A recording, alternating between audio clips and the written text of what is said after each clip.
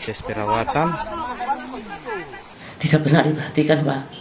Apakah kami ini bukan warga negara Indonesia?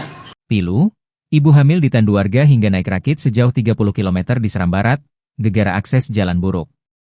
Tak memiliki fasilitas medis di desa, seorang ibu hamil yang mengalami pendarahan terpaksa ditandu puluhan warga sejauh 30 km menuju layanan kesehatan terdekat, lantaran akses jalan yang buruk.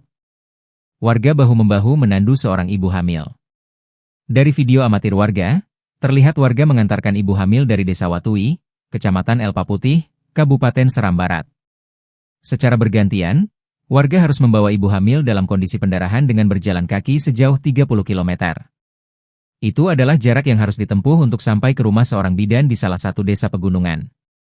Selain jarak yang sangat jauh, warga juga harus melewati jalan rusak hingga menyeberangi sungai. Padahal sudah bertahun-tahun, Pak, kami